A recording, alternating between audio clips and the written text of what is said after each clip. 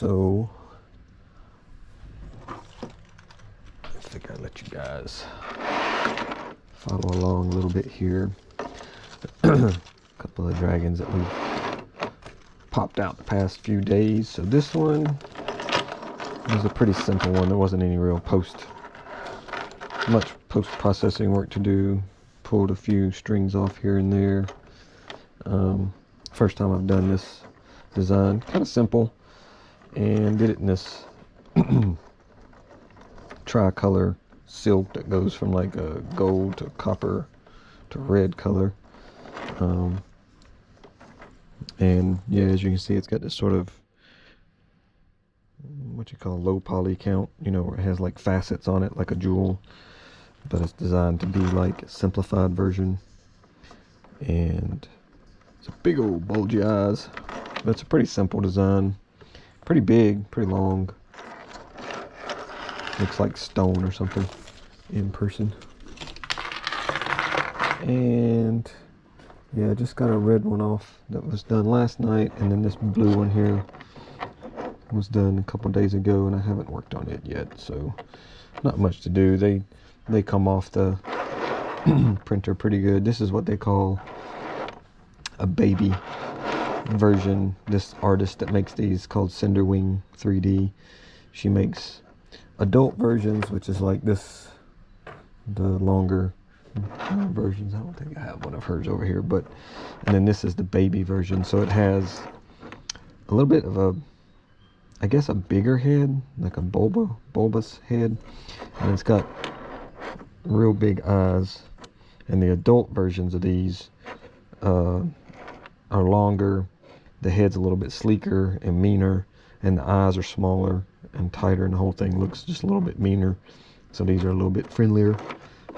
I'm not super crazy about how short this tail is on this one. I wish it was a little bit longer, but let's get to work. So I normally have to wear reading glasses at my age. I've had like 20/20 vision almost my whole life, but in my 40s I got to where I couldn't focus very close. It's a common thing as you get older. So I normally wear like some plus 1.5 reading glasses, which give me pretty good average vision, but these are like magnifying glasses. These are 0.4 plus 4, excuse me, 4.0. So they allow me to get really close and see more. So this guy is one of the few ones that the wings are printed separately and they pop in. And it's pretty wild how accurate these cups are that the wings pop into. Like, it's able to print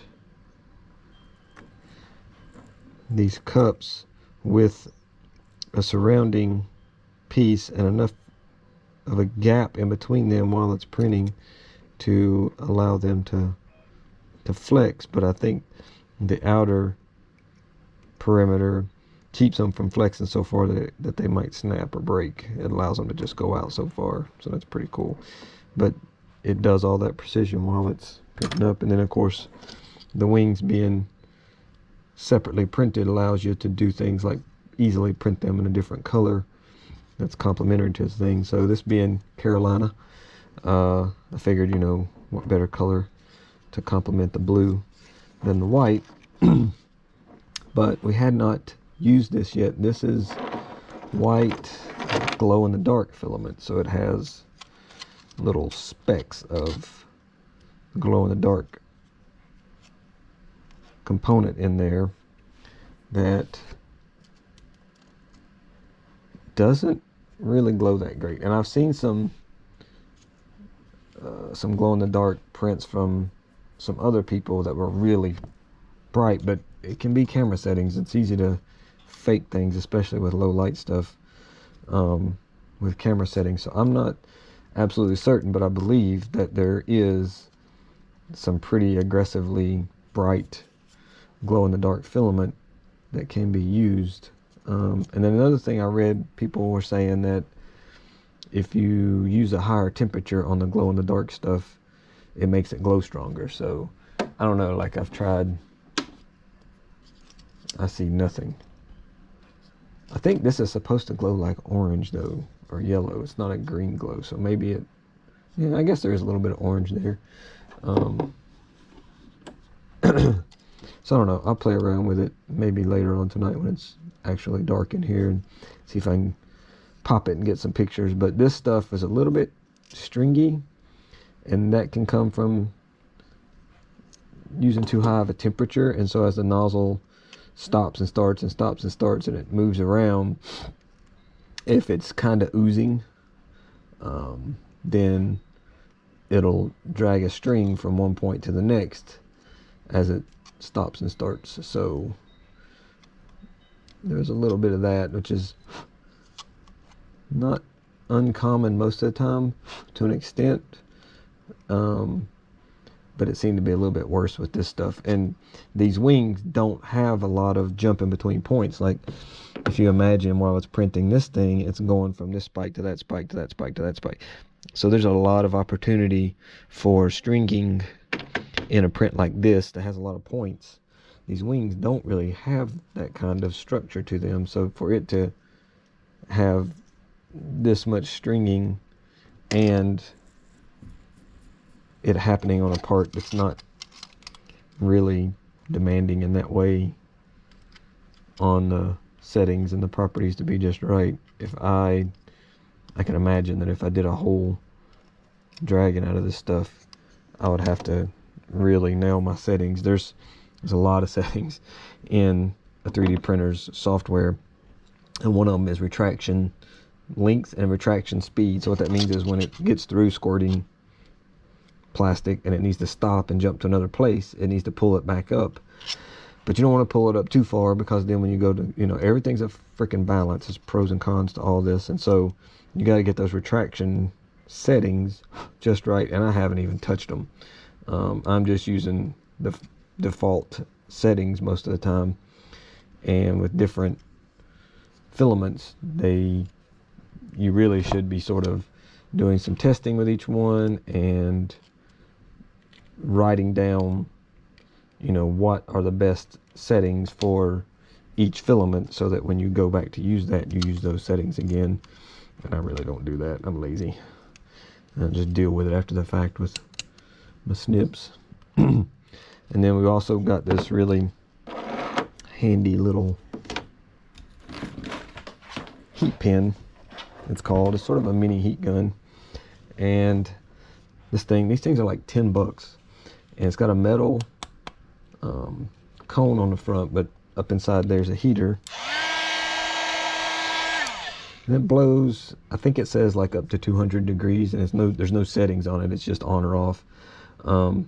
But it's really good for this because it gets warm enough that if you hold it on there, it'll soften this material, and you gotta be careful because you can mess around, and I've done that and screwed things up.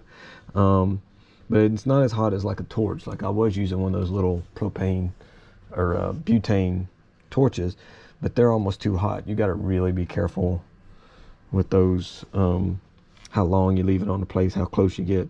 This thing, it just doesn't get that hot that quickly, at least. And this, even after pretty prolonged use, this nozzle is barely warm. So it's really good though for strings, because what I was getting at, these little bitty fine strings, when you hit them with this, they draw up. But they also create a little booger, little spot. So you don't want to leave too many on there that you don't have to, because you'll end up with a bunch of little spots of sort of hardened plastic in places you might not want it. But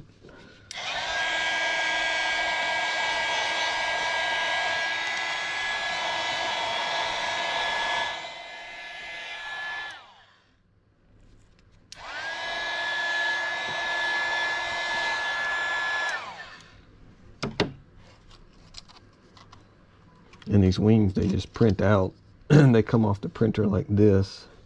So this is the bottom, and you can kind of see the texture of the plate on them.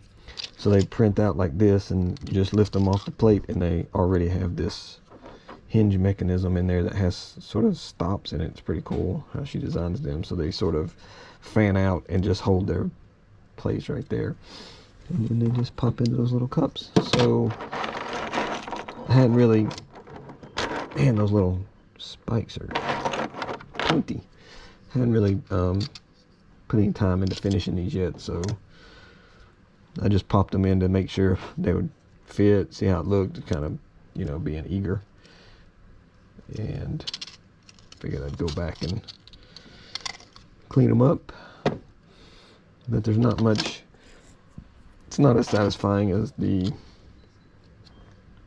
all of the support materials being taken off of some of the other designs, which it allows you more freedom for sure to design things when you are using supports, but it's nice when you have, yeah, this thing, it's not even warm, but it's nice when you have a model that does not require supports. It just prints faster, uses less material, and then also when you're done, you don't have to go through the process of removing the supports and hoping that you don't break something. I've got some support settings. There's a ton of options and settings in the software for how you want the supports to print, and distances and densities and things like that, interface with the part. And somebody had posted up in a discussion on Facebook talking about how they were having these problems with the support material sort of being too aggressively attached to the part to the point they were breaking their parts. And in one of the replies, this guy's like, try these settings, this is what I use, it'll change your life. And they were pretty aggressively different than what was in the software from stock or whatever, what was already in their default settings. So I made a backup of my current settings, and then I tried those support settings, and they were pretty wild. It created like a boundary layer between the supports and the part that was just like I don't know, it was weird, like a flexible belt, and you could just pull the whole thing off. I only tried it so far on one part that needed supports, and it did work pretty good. So I'm gonna continue to evaluate that and make sure that it's going to work okay for me. But yeah, this piece has got a lot of hair on it, and then it gets in my snips, and I've got my trash can over here beside me that I just keep going to.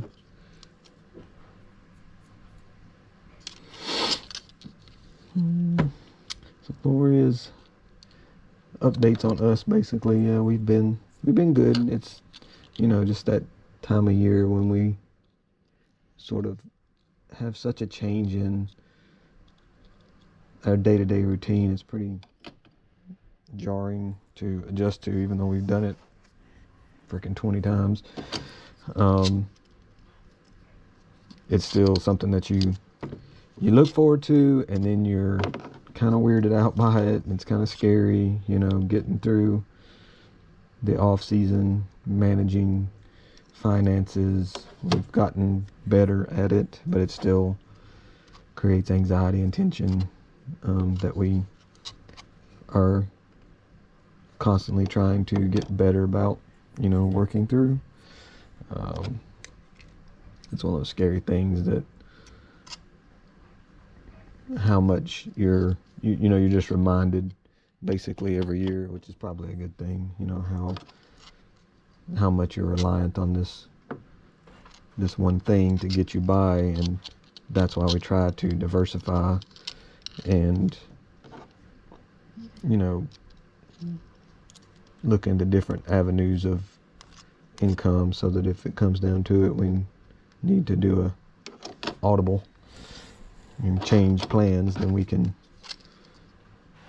already be sort of partway there, hopefully. But it's pretty cool. Every year it seems like we get more and more, you know, interest in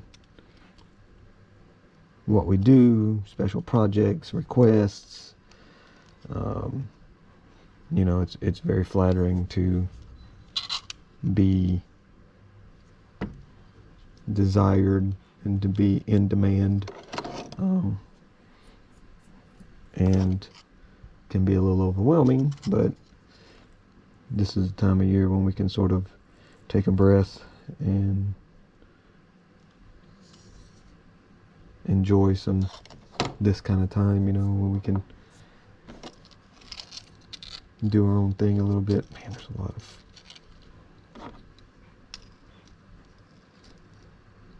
fuzz right there.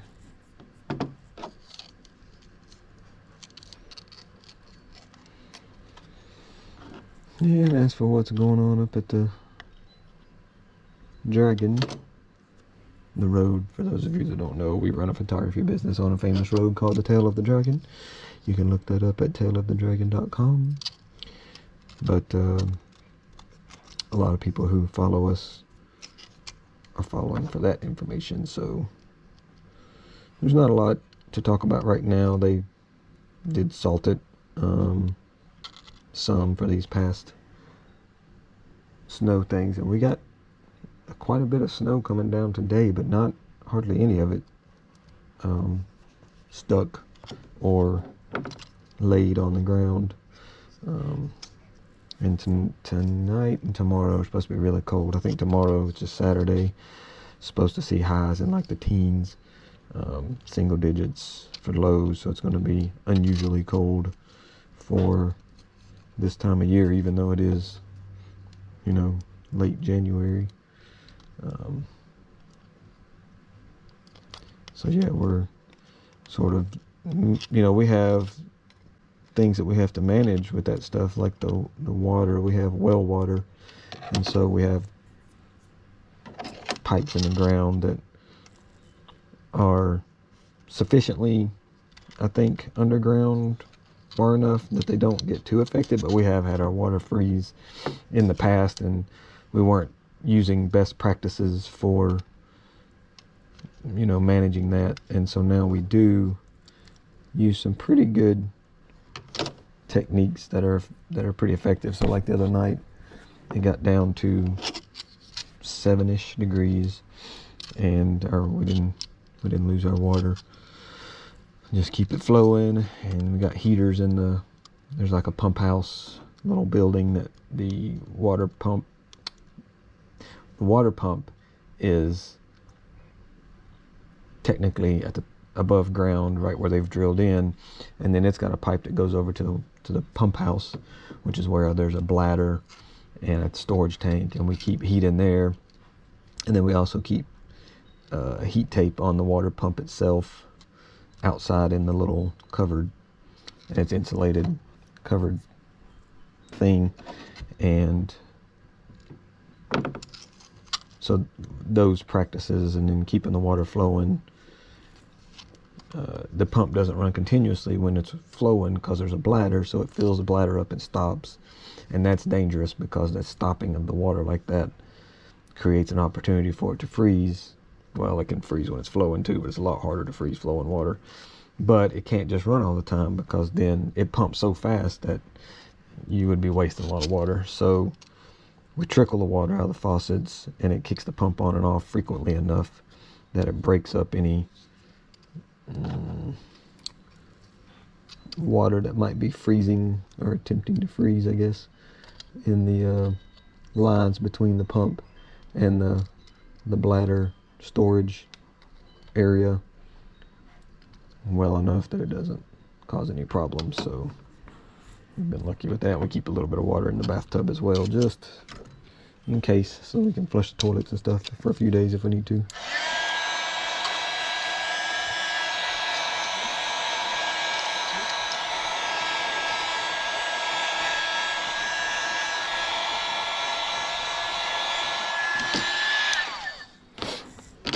Alright, I think the wings are pretty good there. On to the body of this guy. Yeah, there's a lot of stringing. And also check to make sure that each one of these links, sometimes they're free, but they're a little bit bound up.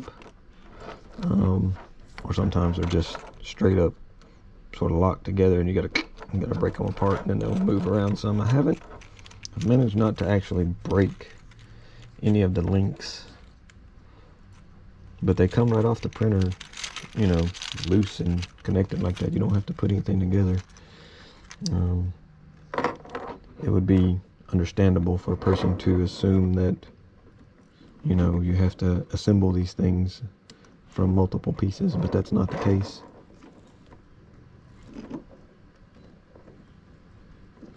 But yeah, I mean, you know, the other things that are going on up there, they're still sort of in a holding position on the crosswalk that they started a couple months ago between the Tail of the Dragon and store and Bill's Got Motorcycle Resort.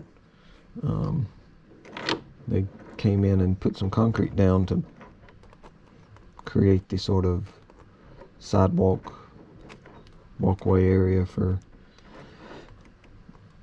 pedestrian traffic and wheelchair traffic to have a nice, you know, sure footing, because it was a problem for us to keep it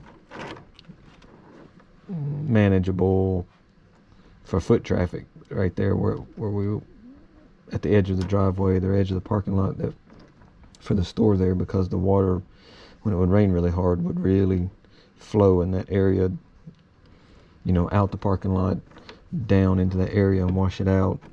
And so it was always like a drop off there, and that was kind of a good place to park too. I wonder if I'll still be able to park there. So I would park sometimes right there on the side of the entrance to the store, especially when it was really busy, or I would tell other people to park there if they were trying to come in and it was, you know, packed up in the parking lot with cars and bikes. Then I would maybe put a car over there in that little spot just as you're coming in the parking lot, and they've put their sidewalk stuff there, but I didn't think about how much that is going to interfere. Not trying to be assertive with the wording there, but they, you know, it is what it is. They got to do what they got to do, and we'll stay clear of it. But yeah, they still got to come and paint the lines across the road, and then, as I understand it, they're going to put some signage up the road in both directions, talking about pedestrian crosswalk ahead, you know, slowing people down. So we've never really had issues with interactions between traffic and pedestrians out there that caused any bodily harm or anything, but I guess it's not a bad thing to have.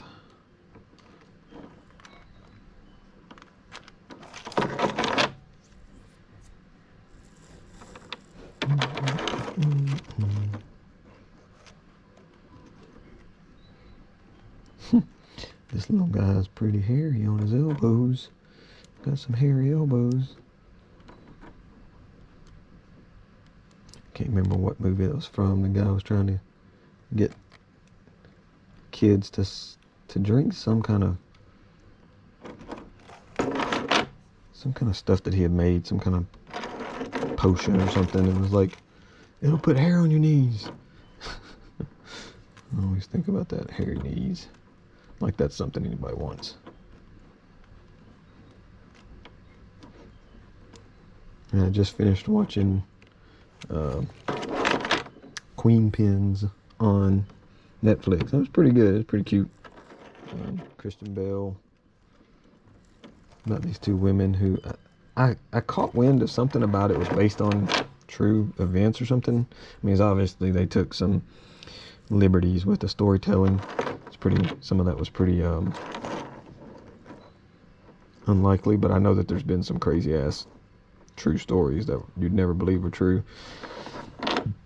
But they had details, I should say, that didn't seem like they would know that in a true story. But yeah, it never does mention whether or not it was based on true events. And at the end, you know, a lot of times, if it's something that was based on fact, then they'll do sort of a summary at the end talking about how this character ended up doing this much time, or this character ended up, being with their family and blah, blah, blah, what all they did with the rest of their lives. And it didn't do that typical thing, so I don't know if it was actually based on truth, but I guess it was possible. What they were doing was, it says it in the description. They were not spoiling anything, but they were counterfeiting coupons. There's coupon ladies. One of the things that was kind of confusing to me was they were, I guess the modern system for scanning coupons and all that, they had the ability to track single-use coupons, I suppose. But I was just like, why didn't they just make copies? They went through all this trouble to acquire counterfeit coupons from the print house where they were actually being printed, and they were just getting coupons by the boxes that were identical. Maybe the barcodes are different, but it seems like you'd run out of freaking barcodes if that was the case. But I don't know. I would think that you could just make copies of them.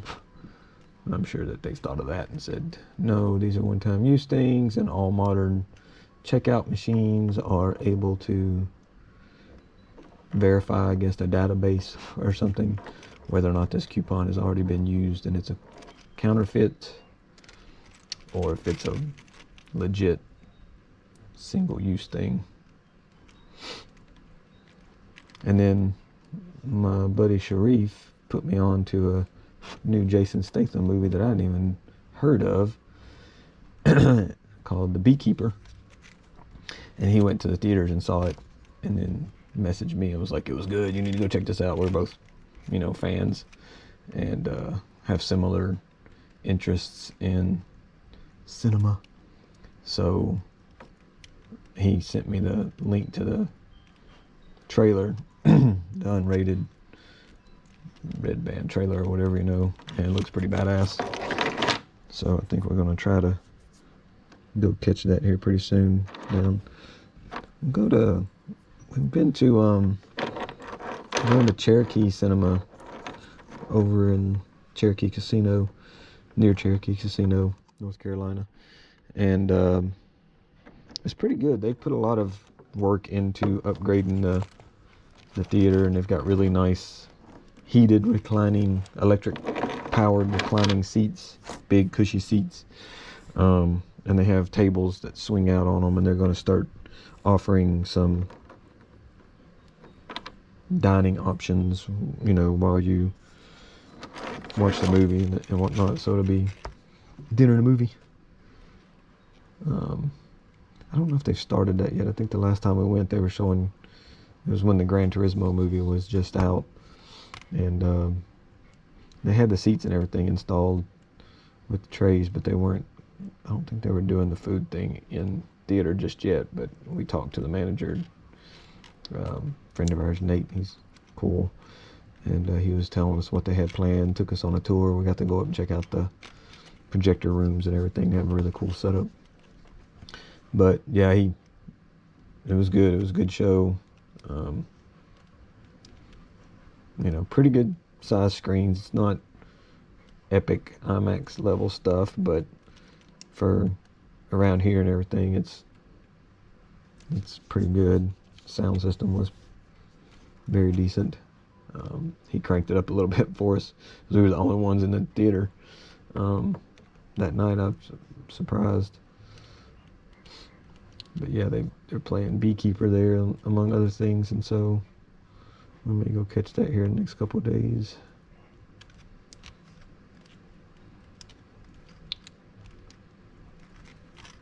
I wondered, this is sort of a test with this camera setup here. I don't know how well it's going to turn out, so we'll see. Oh, and speaking of camera setups, I'm pretty excited. I don't have the gear to do it yet, but DJI just came out with a new wireless microphone system, version 2 of their previous wireless mic system, which I have. And the previous one came with 2 little microphone devices, transmitters, and then a little receiver that you would put on your GoPro or on your DSLR camera, and it would wirelessly transmit from the little transmitter device, and you could put it wherever you wanted to. Of course, put them on there. You know, for dialogue, people would put them on their shirts, but for motorcycle vlogging and car vlogging, you could put them inside your helmet, or karting. I was using them in karting, and they do a really good job of picking up the audio, but you still had to deal with putting the receiver on the GoPro, which is bulky. It's not big, it's not bulky, but you want the GoPro to be as small as possible when you're doing, you know, motorsports and things like that, motorcycles, karting, even cars. And so you always had to deal with that. The new microphone 2 has Bluetooth connectivity, and it'll connect to DSLR cameras, and you don't need to use a transmitter, or it'll connect to DJI's Osmo Action 4 camera directly. So we might have the ultimate moto vlogging audio setup, because you can put the problem with all these action cameras, wherever you put them, they're going to get a lot of wind noise. And I've got a pretty good system for mounting a camera on the chin of my helmet with these modifiers on it that kills all the wind noise, or most of the wind noise, and it's really good. But if I move it off the chin, like over to the side or on the side of the bike where air is flowing over it, it gets pretty noisy, and so I end up with microphones inside my helmet and stuff anyway.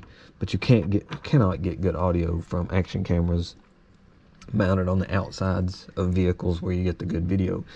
It's always been an issue. So with that new system now, you should be able to put their camera wherever you want to, and then put that microphone wherever you want to, where it can get not necessarily dialogue. It could just be under the seat on a motorcycle to get the audio of the exhaust, or it could be, you know, in the interior of a car, where it just gets the audio of the car without all the wind noise from the outside where the camera is potentially mounted.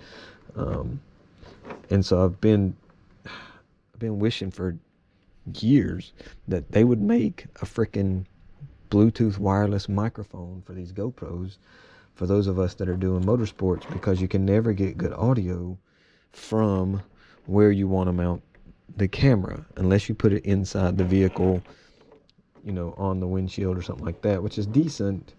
But then even then, you still get a lot of wind noise and stuff if your window's down, like you have to be at a track day or something like that. There's a lot of wind blowing across the windshield. It's always been a struggle to get good audio, and more I'm appreciating how much of a difference good audio makes for, you know, creating a engaging video that makes you feel really immersed in the activity. You need good audio. It's as important or importanter than the video, which is, I don't know, I have a hard time wrapping my head around that, but that's what a lot of professional, you know, filmmakers will say, is the audio is more important than the video. Seems crazy, but either way, I can, you know, appreciate what they're saying. Had a battery die.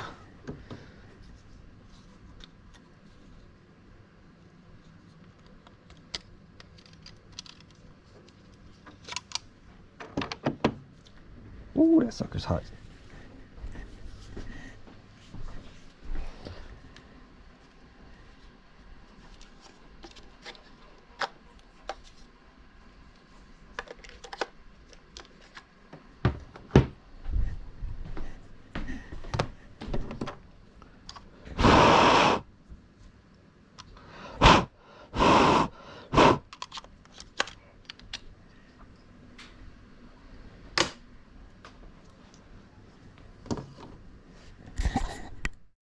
Round 2.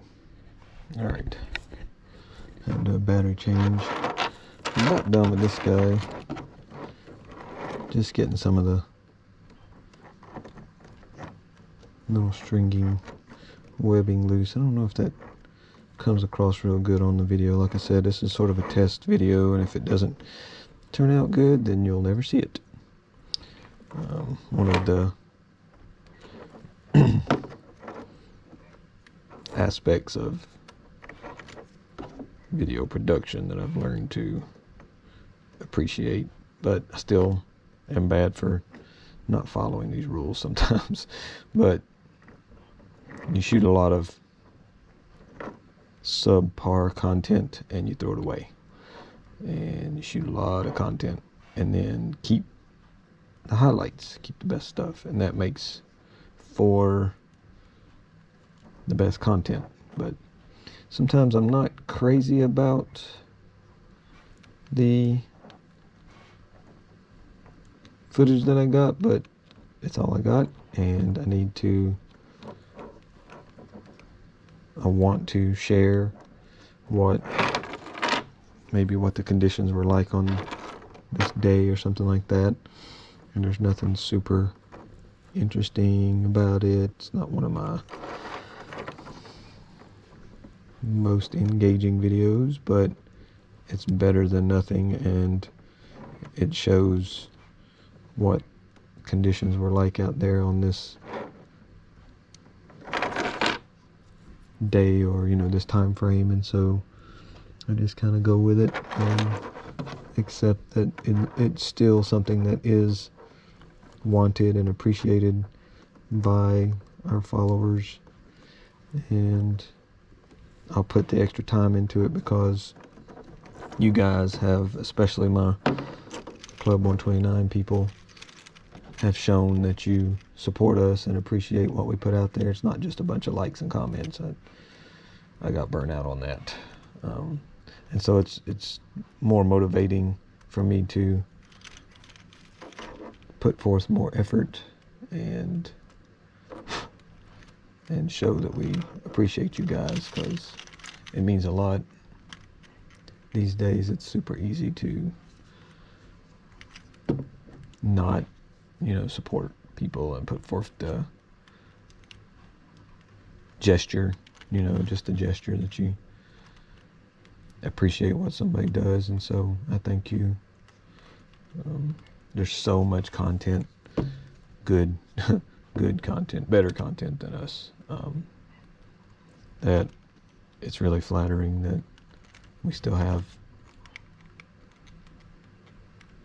an audience, that appreciates what we do. And I'm not getting into the tricks and stuff to maybe grow huge, like clickbait titles and goofy premises and stuff like that. I stick to what I feel like I want to make, and I don't chase the algorithm and chase what's popular. And I feel like we could have a bigger audience if I did, but I also feel like you guys appreciate that we don't really do all that.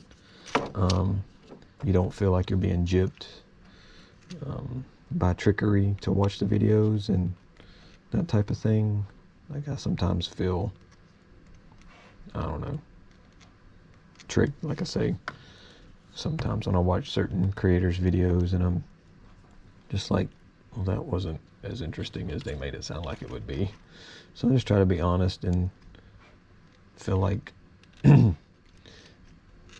that's always been my thing, is just being upfront and honest with people, to a fault maybe, but I'm easy to read. But in a world full of shadiness and trickery and stuff like that to get engagement and to be successful or whatever, I don't regret anything as far as that goes. I'm happy, and despite my posts on Facebook sometimes about trying to fall asleep, I sleep pretty well. Once I get to sleep, I can sleep for a long time, but sometimes, for some reason, it takes me a while to fall asleep. can't imagine why. Had a real weird dream last night. This morning I was kind of in and out this morning. I went for a checkup yesterday and was actually put under for the first time in my life. I'm 52 years old and I've never been sedated to the point that I was unconscious. So there was a lot of thoughts going through my head. It wasn't scary so much, but I was just thinking a lot about things like what's it going to be like, and it was kind of freaky. Let me do this right quick. It's going to make some noise.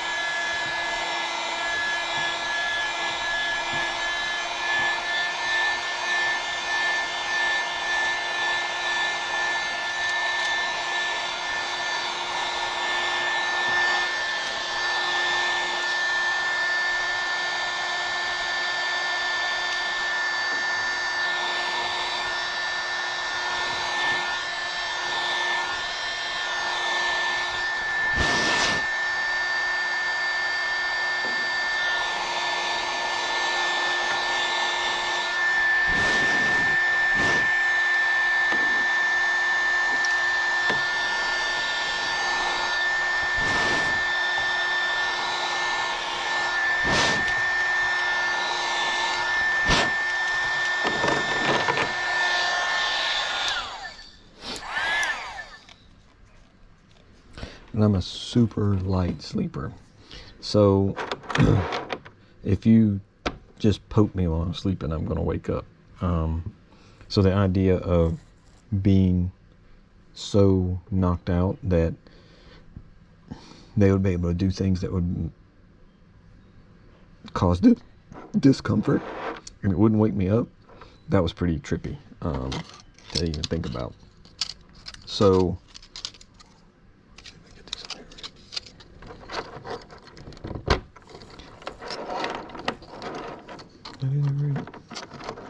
I'll do that backwards. No, that's right. I think that's right.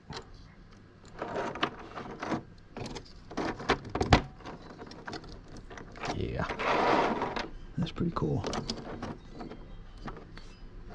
I like it. We'll do some highlights maybe on some of the spikes. I don't know. The ears. I could do some airbrushing in those ears and make them kind of dark in there. That'd be cool. Yeah, potential.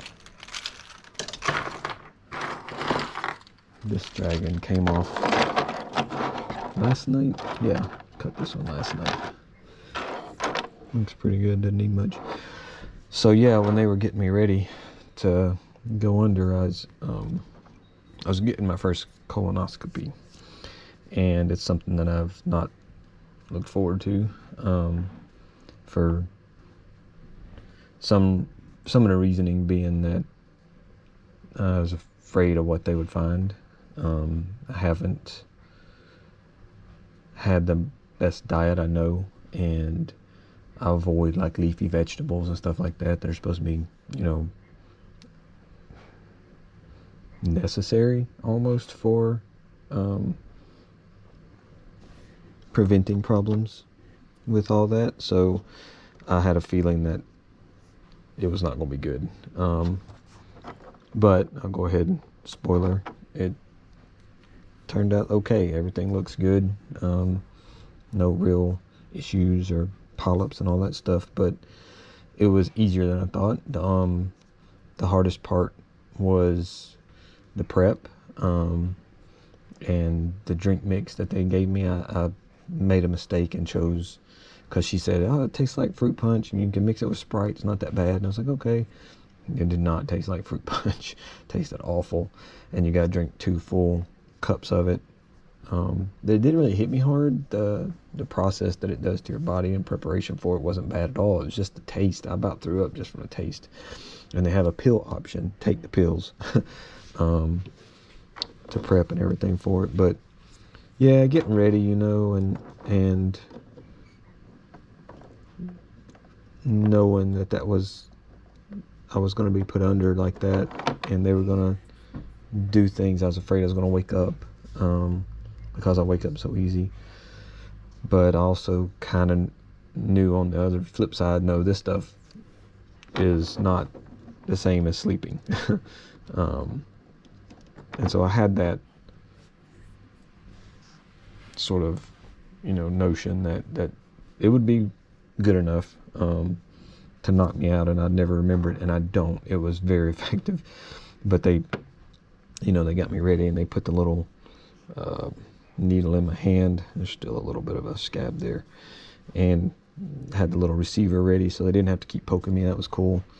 And they took me back there, and he put the stuff in and was like, you're gonna start to feel yourself get woozy, and then you'll pass out. And sure enough, I was like, yep, there it is. I could feel myself start, just sort of like, felt like I was floating. And then I don't remember anything except after the fact, yelling my name, or saying, not yelling, but I was like, Daryl.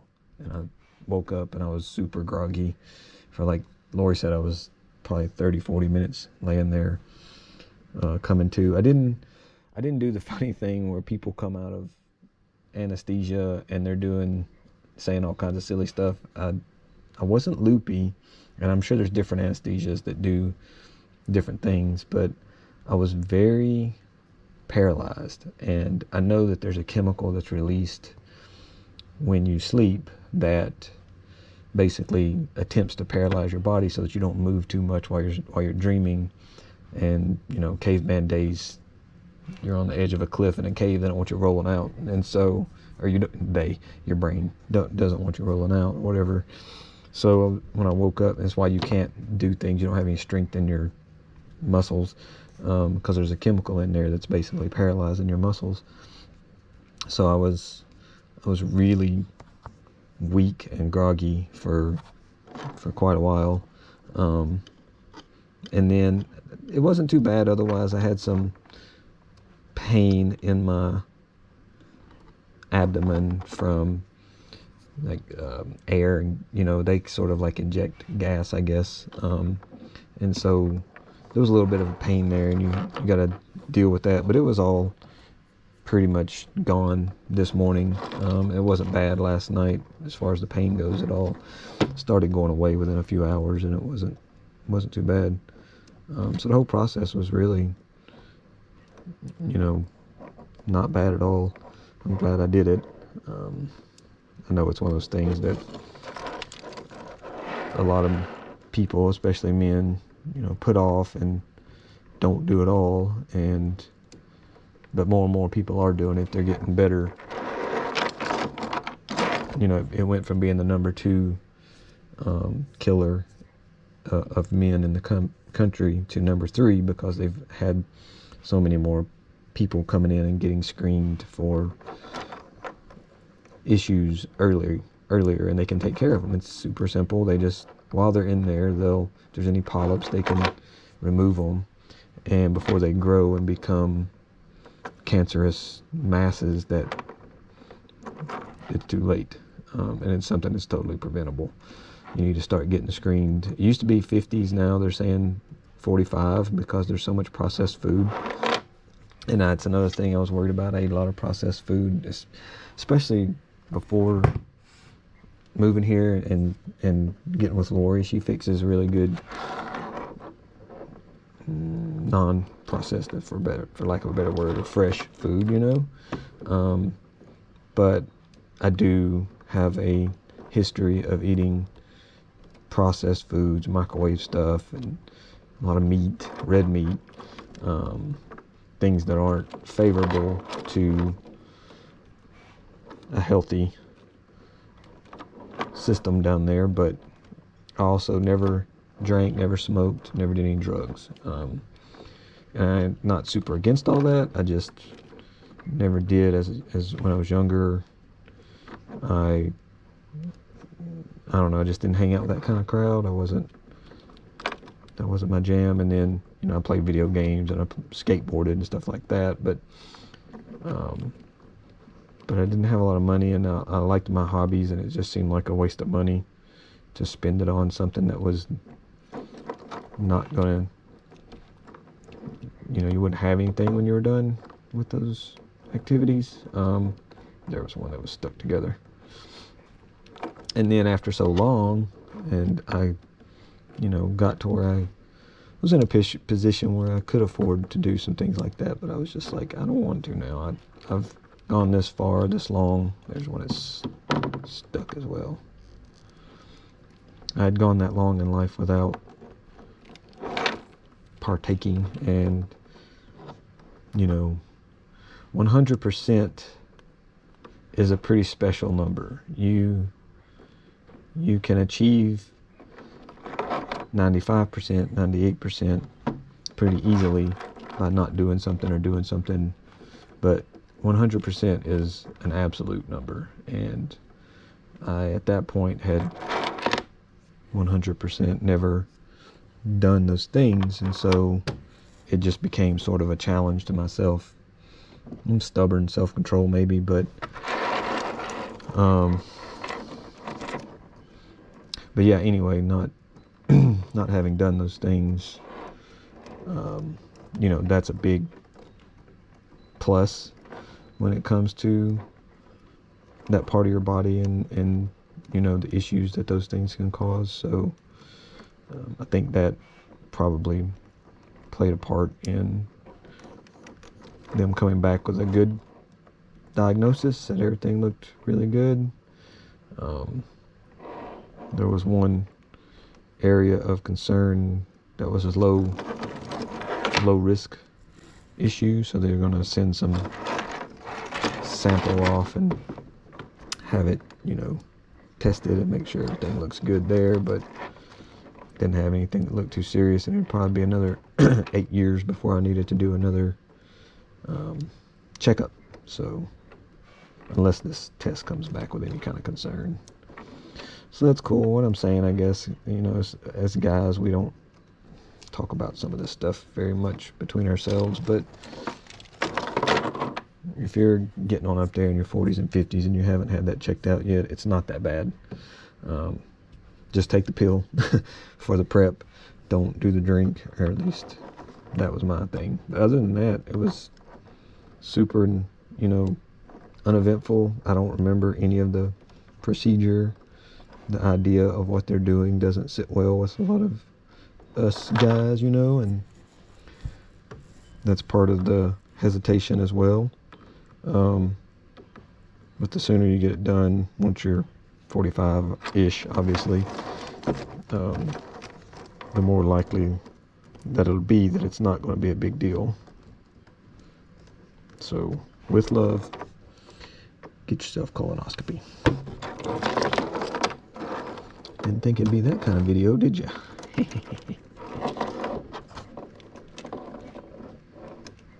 This guy had a little bit more stringing on him than I was expecting. I could knock this out real easily with the heat torch, heat pin thing. But like I said, it'll draw back little bitty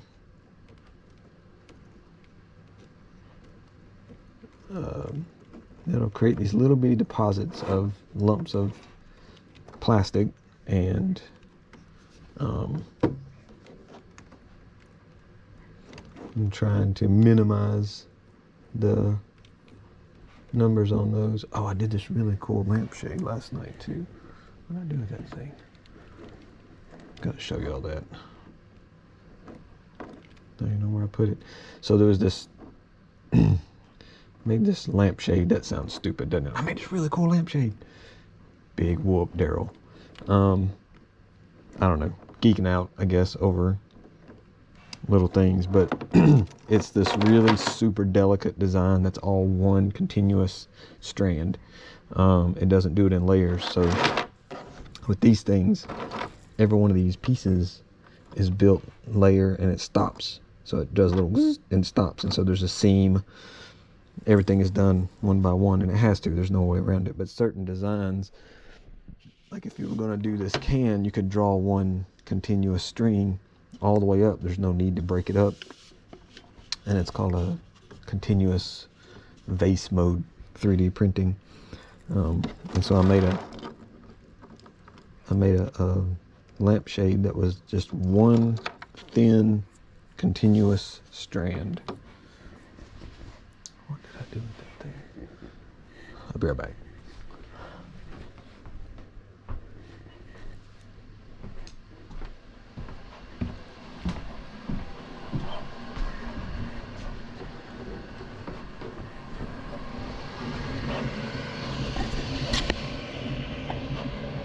Okay, here's the printer running.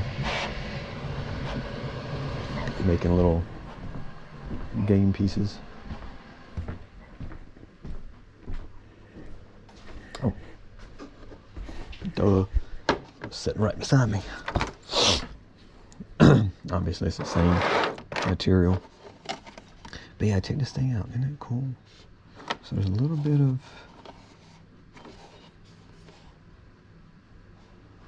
funkiness going on there. It almost looks intentional, but it's also crooked. So I don't know. 1, 2, 3, 4. 2, 3, 4, 5. 1, 2, 3, 4. 1, 2, 3. Yeah. So I don't think those are supposed to be there. There's some weirdness going on right here, but for the most part, it's pretty cool. So a light bulb base goes through here, and so when you screw it in, I guess that attaches this either upside down or right side up. But it's just really thin and lightweight, and built it pretty quick. But it's all one piece. Super pretty design. That's pretty cool. It's really hard to get your hand up in there. Like, I have skinny hands, and I have to sort of contort my hand to get it in there. So to screw in a light bulb, my hand is really pushing on it a little bit more than I want to. I'm afraid I'm going to break it. And my other issue with this is I feel like you probably can't use a regular incandescent light bulb. You need to use something low heat. And even those LED light bulbs, the bases can get pretty hot. I'm afraid with this material, this PLA stuff, it's kind of low temperature material, and I should probably do this out of something that's higher temperature. So I'm afraid that if this gets warm, this pattern, this design right here is going to warp, and the whole thing's going to stretch, and it may fall off. So I don't know. I'm going to have to do some testing with that, but man, it's so delicate the way that it connects. Just tiny little connecting points. Super delicate. It's crazy how. Oh yeah, there's where it stopped. Right.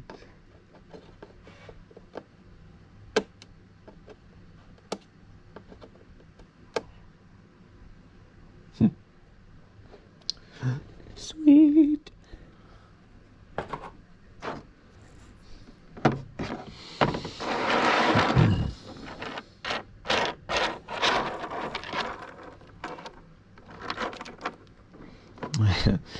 So I'll tell y'all about my weird dream I had this morning. I told Lori about this one. It involved a premise. Camera's too hot. I'm gonna let this guy cool off. GoPros. So this is a Hero 10 GoPro, and it's overheating, 10th generation camera, and they still don't have it together. Get it together. So my dream involved this premise that was really intriguing that I don't recall ever seeing or hearing anywhere. This is freaky. Make sure this camera's still going. Okay, yeah.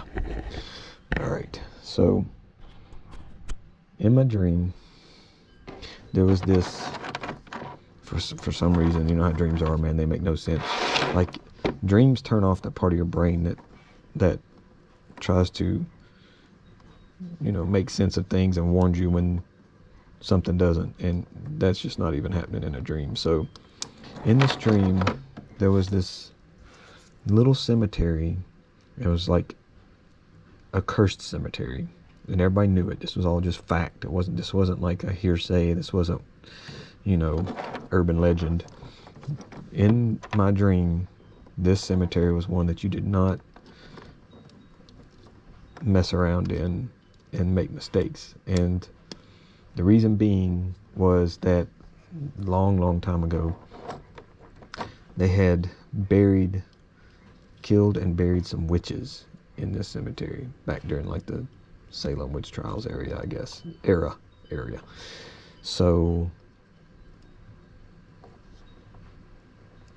they had buried these witches in this cemetery, but here's the trippy part. They buried them head down and feet up so that they would go to hell. And I've never even seen or thought about something like that. That's a wild idea. I don't know where that came from, but to imagine burying people face down, just jamming them into the dirt like that, no coffin, nothing. And then they pulled out one of their teeth before they buried them, and then they put it on top of the ground. That was it. They didn't get headstones, monuments, nothing. There was a tooth on the ground where there was a witch buried, and there's probably like 10, 12 witches in this little plot of cemetery. And for some reason, we had to be in there, Lori and I. Lori had walked through it, but you have to be careful. The curse was that if you stepped over any of these witches, the tooth on the ground, if you stepped over it, as soon as you stepped outside that little bitty gated cemetery, you would die. And it wasn't an urban legend, it was just a fact. Like, everybody knew it. That's what would happen in my dream. So Lori had gone in there to get something or do something, and she was being careful coming back out. And I was in there too for some reason, down on the ground, messing around, doing something. And we were being careful not to step over to things. But it was almost like it was routine. It was weird to know that that's basically a minefield, and you're just walking around it routinely. Stumble at any second, you'd be facing death. And then, for some reason, at some point, my girl dog Lily was in there, and she was being careful and knew not to step over them somehow. Again, dreams, man, weird. But I decided it was time to go, and it's time for her to go. So I picked her up, and I was being real careful carrying her out, going around the perimeter of this thing, trying not to step over any of these teeth. But I must have, when I was holding her in front of me, I must have passed her over a tooth. And so she effectively walked over one of these teeth. And when I got outside the cemetery, I was holding her and petting her, and she was just being real still. And then I sat her down on the ground, and when I looked down, there was like a spot of pee on my arm. And I was like, dang it, Lily. Got some pee on my sleeve. And then I looked down, and she's like squatting down and like using the bathroom, but it's some kind of black extrusion paste coming out of both ends of her, coming out of her mouth and her rear end. And then she just sort of freezes and falls over, and she's gone. And I picked her up, and I was sad and crying and stuff, and then I woke up and she was laying beside me, and I was happy again. So that was my weird dream this morning. But that premise of people being buried face down, man, I'd never thought about that. Not just face down, I mean like straight up and down, head down. That's some creepy shit. Never thought about that. So what's your weirdest dream? Dreams take place in the short-term memory area of our brains, and so it's hard to remember dreams for very long. I know, and I usually don't. I think I dream in color. I don't think I dream in black and white, but I know a lot of people do. That's kind of trippy in itself when you when you dream, either way, people who dream in black and white are like, wait, you mean people dream in color? And then people who dream in color are like, wait, you mean people dream in black and white? The things you don't experience are so foreign.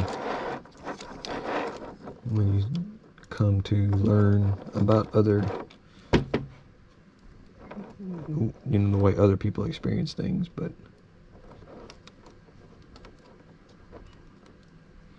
I remember I used to have a dream about, there's one dream from my childhood that, I don't know if you'd call it a recurring. I guess it did happen more than once, maybe, but maybe it's just one that was so vivid and somehow got into my long-term memory that I've always kind of remembered it. But my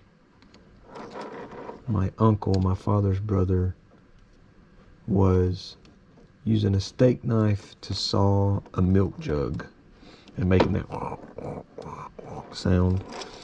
And it was something that my mom and my dad were trying to get him to stop doing in the dream. And it upset me because he was doing something they didn't want him to do. And I got really, really agitated and woke up agitated at my uncle, which I wasn't really a big fan of anyway, this guy. I'm not going to say which one. I love most of my family, but there was one that was, I don't know, always didn't sit well with me, never bothered me or, treated me bad. Just, I don't know, something about it didn't jive with me, but I guess that's why in the dream he was the protagonist or whatever. But at some point in my life, thinking about that dream and looking back, I realized, there's certain things outside of your dream world in the real world that can trigger a dream. And I think I was hearing my father snoring, and in my dream, that was my uncle sawing a milk jug with a steak knife. That's what my father snoring sounded like, cutting a milk jug with a steak knife. Tell me about your weird dreams from childhood.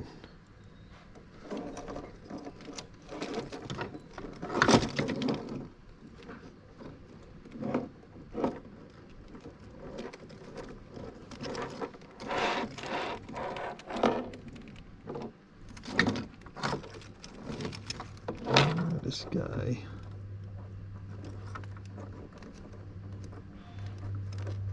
These snips are really handy with these front nubs on them, because you can just, you don't have to hold them like way back here and do this big long thing. You can just go, and it makes them effectively very short and easier to place as a result. And I guess they make these in like people. So like there's, people who have jobs that revolve around using these types of things in like an engineering capacity or whatever. And whenever the topic comes up of what tools do you guys use for, finishing your 3D prints, there's always new people getting into this activity, and they're always asking the same questions basically without researching. Yeah, what kind of tools do you guys use? And everybody says, get you some snips. Inevitably, some lifetime engineer professional steps into the conversation. Is like, and if you can possibly afford it, get these $70 ones that are just like amazing to use. And I'm just like, dude, you're cutting cheap plastic dragons up. It's like, it doesn't take some kind of German precision to snip these things.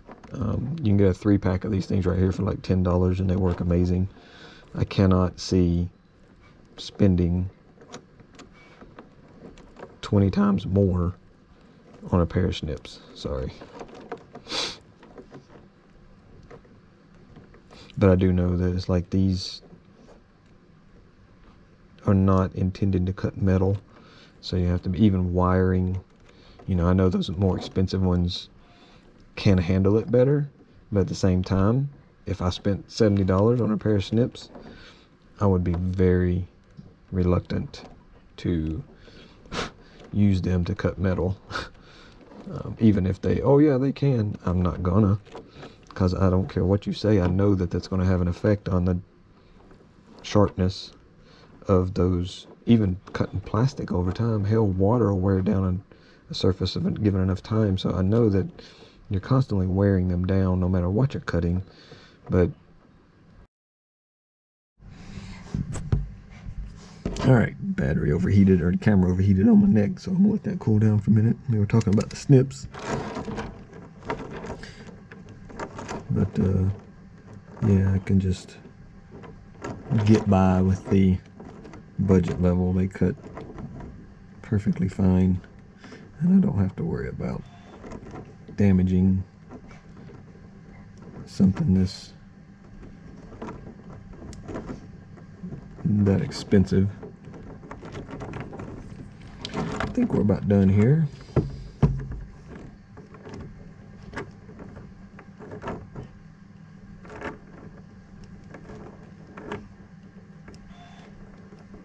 It stopped snowing outside, but the temperature is supposed to be going down, like I said, over the next couple of days, so hunkering down for that. I guess the audio from this camera is going to pick up all of the moving around noise on this thing, which I know doesn't sound great. I guess I could put like a little cloth floor down or something. These things get kind of picky though. These tips get picky, so anything you lay down, it sort of sticks to it, and it's hard to work on. I've got a cork, actually. Yeah, I've got a cork mat that Lori got me to work on down here. I guess I could get one of those just the right size and put in here. That'd be kind of cool for working on. It would keep the noise down. I think I'll do that. I'm gonna look for another one of these cork things, or maybe just cut this one to the right size where it lays in there.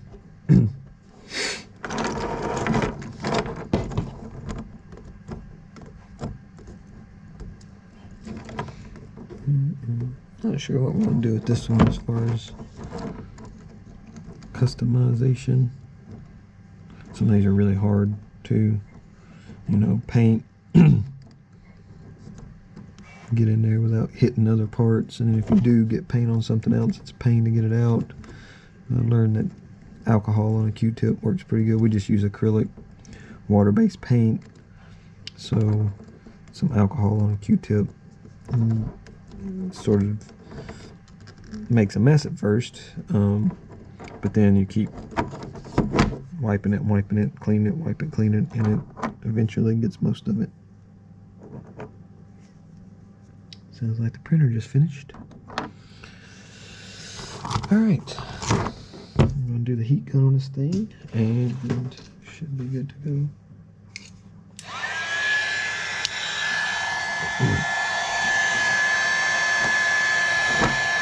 Let it get up to temperature.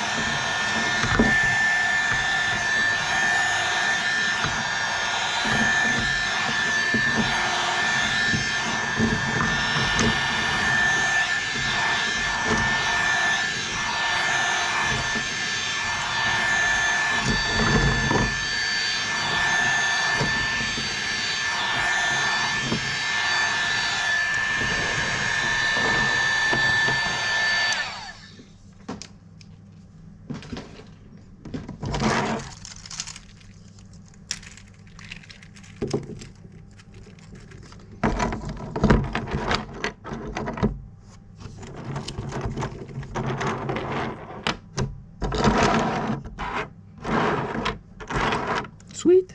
there we have it. All right, y'all. Hope you enjoyed it. Thank you for supporting us. We appreciate you guys. We'll keep content coming. Not much happening right now, but you know it's about to get crazy, so stay tuned. Later, y'all.